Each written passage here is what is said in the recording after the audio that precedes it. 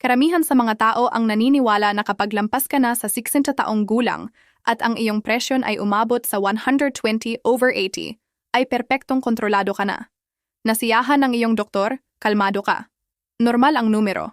Gayon din ang paniwala ko noon nang matapos ko ang residency sa cardiologiya hanggang sa ikalawang taon ko sa subespesyalidad sa geriatric nang may pasyente akong 73 taong gulang na dinala sa emergency room dahil sa syncope. Nahimatay siya sa kusina ng kanilang bahay habang naghahanda ng almusal. Ang presyon niya noon ay 108/62, perpektong kontrolado ayon sa huling tala ng kanyang kardiologo. At ang sasabihin ko sa iyo ngayon ay maaaring magbago ng tuluyan kung paano mo tinitingnan ang iyong presyon ng dugo pagkatapos ng 60. Ako si Dr. Omar Santos. Ako ay kardiologo na may subespesyalidad sa geriatriya na tinatawag naming cardiogeriatria. Mahigit 15 taon na akong nakatuon ng buo sa mga puso pagkatapos ng 60. Nag-review ako ng libu-libong electrocardiogram, libu-libong echocardiogram, at sinamahan ng daan-daang matatandang pasyente sa pinakamahirap na desisyon sa kanilang cardiovascular na buhay, kabilang na ang pag-aayos, pagbabawas o pagpapalit ng kanilang gamot sa mataas na presyon na nagdudulot ng pinsala sa kanila nang walang sinasabi kanino man. At sa tuwing nakikita ko ang pattern na ito, ang tanong ko sa sarili ko ay laging pareho. Bakit patuloy nating ginagamit ang parehong numero ng presyon para sa isang katawang 72 taong gulang at sa isang 42 taong gulang? Bigyang pansin mo. Ang mahalaga, bawat detalye ay bilang. Ang puso mo sa 70 ay hindi na ang puso mo noong 40. Ito ay hindi isang metapora ng self-help. Ito ay purong cardiovascular physiology. Habang tumatanda tayo, nawawalan ng elasticity ang mga ugat. Isipin mo ang isang Jose ng hardin na nasa ilalim ng presyon sa loob ng 7 dekada. Ang goma ay tumitigas, nagiging matigas at kapag itinulak ng puso ang dugo palabas, ang dugong iyon ay hindi na nakakahanap ng mga dingding na umaabot at sumisipsip, kundi nakakaharap ng pagtutol. At para malampasan ang pagtutol na iyon, kailangan ng puso ng mas malakas na puwersa, mas mataas na presyon. Ito ay hindi laging sakit. Minsan ito ay adaptasyon. Narito ang hindi napapansin ng karaniwang kardiologiya sa matatandang pasyente. Ang isang 72 taong gulang na may presyon na 138/82 ay maaaring perpektong nagpapadaloy ng dugo sa kanyang utak, bato at puso. Ang parehong tao na may presyon na 112/68, ang pangarap ng sinumang doktor na tinitingnan lang ang numero, ay maaaring nasa chronic hypoperfusion ang kanyang mga organo. Hindi sapat na dugo ang nakakarating sa utak. Nagtatrabaho sa ilalim ng stress ang mga bato at ang pusong matagal nang nakasanayang tumulak laban sa isang tiyak na pagtutol ay biglang parang naglalabas sa walang laman. Hindi ito problema ng hindi kontroladong mataas na presyon. Hindi ito problema ng hindi pagsunod sa gamot. Ito ay problema ng mga gamot na inireseta ng walang geriatric adjustment na inilalapat ang target na ginawa para sa mga 41 taong gulang sa mga katawang gumagana sa ganap na ibang panuntunan. Ang kontrabida dito ay hindi ang mataas na presyon. Ang kontrabida ay ang numero na 120/80 na naging clinical dogma para sa lahat ng edad, lahat ng kondisyon, lahat ng pasyente, at ang mga gamot na patuloy na itinataas ang dosis hanggang maabot ito. Isang meta-analysis na inilathala sa Journal of the American Geriatric Society ang nag-aral sa mahigit 28,000 matatandang pasyente na 65 pataas na nasa aktibong antihypertensive treatment. Ang mga may systolic pressure na mas mababa sa 120 mmHg ay may 34% na mas mataas na panganib ng adverse cardiovascular events kumpara sa mga nasa 130 hanggang 145. Hindi na, kundi mas mababa pa. Hindi mo ito makikita sa brochure ng gamot. Bago magpatuloy, kailangan kong maging malinaw sa iyo dahil ito ay cardiologiya at mahalaga ang mga nuances. Kung sa ngayon ay nakakaramdam ka ng mapanghigpit na sakit sa dibdib na hindi nawawala sa pahinga, biglang hirap sa paghinga habang nakaupo, matinding pagkahilo na parang malalagutan ng malay, o mabilis na palpitasyon na may malabong paningin, itigil mo na ang video na ito at pumunta sa emergency. Ang mga sintomas na iyon ay hindi nalulutas ng YouTube video, nalulutas iyon ng doktor na nasa harap mo. Kung sa halip ay ilang buwan o taon ka ng may well-controlled na presyon pero may hindi maipaliwanag na pagkapagod, pagkahilo kapag bumabangon, pakiramdam ng utak na mala. Ang problema ay noong huling 2 taon, ay nagsimulang maging kakaiba ang pakiramdam ni Mang Mario. Iyon ang kanyang salita, kakaiba. Nagigising siya sa umaga na parang may alon sa ulo na tumatagal ng 20 minuto bago nawawala. Tumigil na siya sa pagmamaneho dahil 2 beses nang biglang nagpreno ay parang nawawala ang ulo niya. Akala ng anak niya ay simula na ng isang neurological problem. Ang kanyang family doctor ay nagpa-resonance sa kanya. Normal. Ang kanyang cardiologo ay nag-review ng electrocardiogram. Normal. Walang nagtangong kung ano ang nangyayari sa kanyang presyon sa unang 5 minuto pagkatapos bumangon. Sa aking klinika, ang unang ginawa ko ay sukatin ang kanyang presyon sa 3 pagkakataon. Nakahiga, nakaupo at 3 minuto, pagkatapos nakatayo. Nakahiga 136/78, nakaupo 124/72. Nakatayo pagkatapos ng 3 minuto 96/58. Isang pagbagsak na 40 mmHg sa systolic pressure. May pangalan ito, severe orthostatic hypotension. At ito mismo ang ginagawa ng gamot ni Mang Mario na ininom sa gabi na may mataas na dosis tuwing umaga kapag sisimulan niya ang kanyang araw. Tinanong ko, Mang Mario, anong oras ninyo iniinom ang inyong gamot? Sabi niya, sa 10 ng gabi, Doc, dahil ganon ang inireseta at ganon ko na iniinom sa loob ng 8 taon. Ang pangungusap na iyon ang nagbago ng lahat. Hindi ito neurological problem, hindi ito cognitive decline. Ito ay isang pusong matanda na tumutugon ng eksakto kung paano dapat tumugon sa isang gamot na humihingi ng mas mababa kaysa sa kaya ng katawang si 21 taong gulang. Inayos namin ang oras, hinati ang dosis. Pagkatapos ng 6 na linggo, muling nakakapagmaneho si Mang Mario at sa huling konsulta niya 1 buwan na ang nakalipas ay dinala niya ang financial statements ng negosyo ng anak niya para ipakita na bumalik na siya sa full work. Tumawa siya at sinabi, Doc, akala ko nagiging matanda na ako. Lumalabas nag-o-overdose lang pala ako. Sa iyo, tinatanong ka na ba kailanman ng iyong cardiologo o family doctor na sukatin ang presyon sa 3 pagkakataon? Nakahiga, nakaupo at nakatayo para makita kung masyadong binababa ng iyong gamot? Isulat mo sa comments. Gusto kong malaman kung ilan sa inyo ang lumabas sa klinika ng walang ganitong pagsukat. Ngayon ay bibigyan kita ng 5 konkretong bagay. Hindi 5 malabong payo sa internet, kundi 5 tiyak na protocol ng cardiogeriatria na sa aking klinika ay nagbabago ng usapan tungkol sa presyon sa matatandang pasyente. Una, sukatin ang presyon sa 3 posisyon, hindi sa isa. Alam ko ang iniisip mo, pero sa akin ay sinusukatin ang presyon tuwing pupunta ako sa doktor at okay naman. Pakinggan mo sandali. Karamihan sa mga pagsukat sa klinika ay ginagawa habang nakaupo pagkatapos ng 10 minutong paghihintay ng pasyente. Iyon ay sumusukat ng isang bagay, ang presyon sa sedentary rest. Hindi nito sinusukat kung ano ang nangyayari sa iyong utak kapag bumangon ka ng samang ng umaga para pumunta sa banyo. Ang autonomic nervous system, na siyang nagre-regulate ng mabilis na pagbabago ng presyon kapag nagpapalit ng posisyon, ay tumatanda rin. Nagiging mas mabagal ang mga reflexes nito. Ang baroreceptor reflex, ang mekanismong nagsasabi sa iyong puso, hoy, pataas ang ulo, dapat medyo tumaas ang presyon, ay mas mabagal ang sagot sa 70 kaysa sa 40. Ibig sabihin, ang pagitan ng pagbangon at pag-stabilize ng presyon ay isang tunay na window of risk. Ang protocol na ginagamit ko sa klinika, presyon nakahiga pagkatapos ng 5 minutong pahinga, presyon pagkaupo, presyon eksaktong 3 minuto pagkatapos tumayo.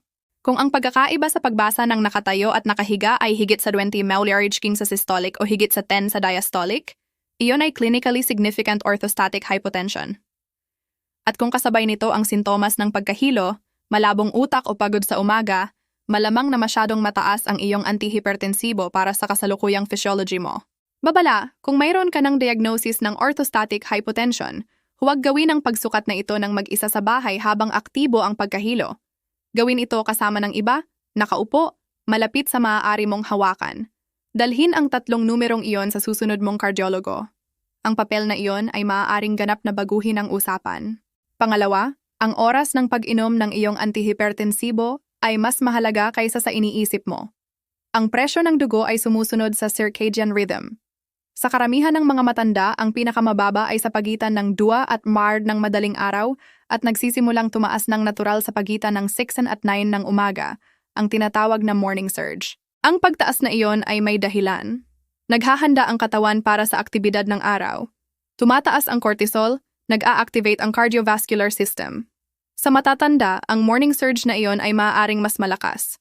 At sa mga matatanda na umiinom ng gamot sa gabi, lalo na mekanismo, huwag baguhin ang oras ng hindi kumukonsulta sa doktor. Ang tanong ay sa iyo, ang desisyon ay sa iyong kardiologo. Ang presyo ng dugo ay sumusunod sa circadian rhythm. Sa karamihan ng mga tao, ang pinakamababa ay sa pagitan ng 2 at 4 ng madaling araw at nagsisimulang tumaas ng natural sa pagitan ng 7 at 9 ng umaga, ang tinatawag na morning surge. Ang pagtaas na iyon ay may dahilan. Naghahanda ang katawan para sa aktibidad ng araw. Tumataas ang cortisol, nag-a-activate ang cardiovascular system. Sa matatanda, ang morning surge na iyon ay maaaring mas malakas. At sa mga matatanda na umiinom ng gamot sa gabi, lalo na beta blockers o long-acting calcium antagonists, maaaring mangyari ang kabaligtaran. Aktibo pa rin ang gamot sa seto ng umaga. Pinapantay nito ang natural na surge, at ang resulta ay masyadong mababang presyon, eksakto sa oras na kailangan ng utak para simulan ang araw. Ang nakikita ko sa klinika na paulit-ulit sa pasyenteng lampas 68 taong gulang. Mga antihipertensibo na inireseta sa gabi bago matulog dahil nakakabawas daw ng pagkalimot. Ito ay logic ng adherence. Ito ay masama para sa physiology ng pusong matanda. Ang protocol: kung umiinom ka ng gamot sa gabi at may sintomas sa umaga tulad ng pagkahilo, mabagal na pag-iisip, kawalan ng balanse sa pagbangon, tanungin ang iyong doktor kung pwede itong inumin sa umaga o hatiin sa 2 beses. Huwag baguhin ng mag-isa, pero dalhin ang tanong. Ang simpleng pagbabago ng oras na iyon, nang hindi binabago ang dosis, ay nag-alis ng sintomas sa 40% ng matatandang pasyente sa aking klinika na nagpapakita ng pattern na ito. Babala: may ilang antihipertensibo na partikular na dinisenyo para sa gabi dahil sa kanilang mekanismo. Huwag baguhin ang oras nang hindi kumukonsulta sa doktor. Ang tanong ay sa iyo, ang desisyon ay sa iyong kardiologo. Numero 3, ang target ng presyon ay hindi pareho sa 65, sa 75, at sa 85. Ito ang hindi ipinapaliwanag ng clinical guidelines o mas tiyak, ang hindi ipinapaliwanag ng iyong doktor dahil 20 minuto lang ang konsulta at may 20 pasyente pang naghihintay. Ang mga international hypertension guidelines ay unti-unting nag-a-adjust ng target ayon sa edad, pero sa pang-araw-araw na practice, ang 120/80 ay nananatiling universal goal. Sa cardiogeriatrics, iba ang diskarte. Para sa 60-69 taong gulang, walang frailty, magandang kidney function at walang kamakailang pagkahulog, ang target na 130/80 ay makatwiran. Para sa 70-79 taong gulang, ang target ay maaaring umakyat sa 130-139 systolic depende sa kondisyon. At para sa 80 pataas, ang datos mula sa HIVET study na partikular na tumingin sa mga pasyente na ATP+, ay nagpapakita na ang tunay na benepisyo ay makukuha kapag ang systolic ay nasa ilalim ng 150, hindi 120. Hindi ito kakulangan ng ebidensya. Ito ay ebidensya na hindi nakakarating sa klinika. Ang protocol: sa susunod mong konsulta, tanungin ng diretso, ano po ang personal kong target ng presyon? Isinasaalang-alang ang edad ko at kasalukuyang kalusugan. Hindi, okay naman po ang presyon ko, kundi ano ang numero na hinahanap para sa akin. Ang sagot ng doktor ay agad na magsasabi kung gumagamit siya ng personalized target or 20-year-old manual target. Babala: kung may history ka ng coronary disease, heart failure o chronic kidney disease, maaaring iba ang target mo. Ang usapang ito ay para sa iyong kardiologo, hindi sa video na ito. Numero 4. Ang pagkahulog sa matatanda ay may cardiovascular cause sa 30% ng mga kaso at halos hindi ito iniimbestigahan. Ito ang nakakainis sa akin bilang cardiogeriatrist. Ang isang matandang pasyente ay nahulog, dinala sa ER o sa doktor, tiningnan ang buto, ginawa ng CT scan kung malakas ang impact, inirekomenda ang physical therapy, binigyan ng walker, at walang sinuman, talagang walang sinuman, ang sumukat ng presyon sa 3 posisyon o tinanong kung ang gamot ay nag-aambag sa pagkahulog. Isang cohort analysis mula sa British Medical Journal na may mahigit 700 matatanda na 70 pataas ang nagpakita na ang mga may orthostatic hypotension na dulot ng antihypertensive medication ay may 2.4 beses na mas mataas na panganib ng pagkahulog kumpara sa mga normal na walang gamot. Ang pagkahulog sa matatanda ay hindi aksidente. Ang 30% ay may makikilala at magagamot na cardiovascular cause. Ang protocol: Kung nagkaroon ka ng pagkahulog sa nakaraang 12 buwan, kahit mukhang walang halaga, kahit nakabangon ka agad, isulat mo. Petsa, oras ng araw, ano ang ginagawa mo nang mangyari ito? Lalo na kung nangyari ito pagkagising, pagpunta sa banyo sa gabi, o pagkatapos ng matagal na pagkakaupo. Ang pattern ng oras na iyon ang senyales ng orthostatic hypotension. Dalhin ang record na iyon sa doktor mo, hindi bilang reklamo kundi bilang clinical data. Babala. Kung ang pagkahulog ay may kasamang pagkawala ng malay, pagkakabangga sa ulo o sakit sa braso, binti, iyon ay emergency. Hindi ito para isulat, kundi kailangang magpa-check agad sa doktor. Numero 5. Ang tubig bawat araw, nahahatiin sa 6 na fixed na oras, hindi kapag nauuhaw, kundi ayon sa schedule. Pagkagising, tanghali, kasabay ng tanghalian, hapon, hapunan, at bago matulog. Kung umiinom ka ng diuretic bilang bahagi ng anti-hypertensive treatment, lalong mahalaga ang usapang ito sa iyong doktor dahil maselan ang balanse. Babala. Kung may diagnosed heart failure o chronic kidney disease ka, huwag sundin ang protocol na ito nang hindi kumukonsulta muna. Sa mga kondisyong iyon, iba ang pamamahala ng likido at ito ay hawak ng iyong espesyalista. Gusto kong tumigil sandali dito dahil may mahalagang bagay akong sasabihin bilang cardiogeriatrist. Ang 5 protocol na ipinaliwanag ko ay gumagana sa parehong pangunahing prinsipyo. Igalang na ang pusong matanda ay nangangailangan ng ibang balanse ng presyon kaysa sa pusong bata. Hindi mas mataas dahil sa gusto lang, hindi rin mas mababa dahil sa utos. Ang tamang sakop para sa katawang iyon sa tiyak na yugto ng buhay. Iyon ang pagkakaiba sa pagitan ng pagtrato sa isang numero sa papel at pagtrato sa isang 71 taong gulang na gustong magmaneho pa, magtrabaho pa, at maging maayos ang pakiramdam. Balik tanaw tayo. Una, sukatin ang presyon sa 3 posisyon, nakahiga, nakaupo, nakatayo, at dalhin sa doktor. Pangalawa, suriin ang oras ng pag-inom ng gamot. Kung sa gabi at may sintomas sa umaga, tanungin kung pwedeng baguhin. Pangatlo, tanungin kung ano ang personal na target ng presyon mo, ayon sa tunay na edad at kalusugan, hindi ang generic na 120/80. Pang-4, kung nahulog ka, itala ang pattern. Maaaring cardiovascular at may solusyon. Pang-5, hydration sa fixed schedule, hindi sa uhaw, dahil hindi na mapagkakatiwalaan ang thirst mechanism pagkatapos ng 65. Huwag subukan ang 5 sa isang linggo. Ang pusong matanda ay hindi nangangailangan ng maraming biglaang pagbabago. Kailangan nito ng isang mabuti at maayos na pagbabago. Piliin mo ang pinakamadaling gawin ngayon. Ang pagsukat sa 3 posisyon ay walang halaga sa effort, pero nagbibigay ng pinakamahalagang impormasyon para sa susunod mong konsulta. Nakakita na ako ng mga pusong nagbalik ng function sa 78 taong gulang, pagkatapos ng simpleng pagbabago sa oras ng gamot. Nakakita na ako ng 82 taong gulang na iniwan na ang walker nang makorekt ang orthostatic hypotension na hindi natukoy sa loob ng 4 na taon. Hindi kailanman huli. Tumutugon ng maayos ang physiology ng pusong matanda kapag tama ang pagtrato. At kung iniisip mo si Mang Mario, ang 71 taong gulang na accountant, na akala niya inagiging matanda na siya pero lumabas na nag-overdose lang pala siya sa gamot, ang kinakatawan niya ay hindi bihirang kaso. Ito ang kasong paulit-ulit sa aking klinika linggo-linggo.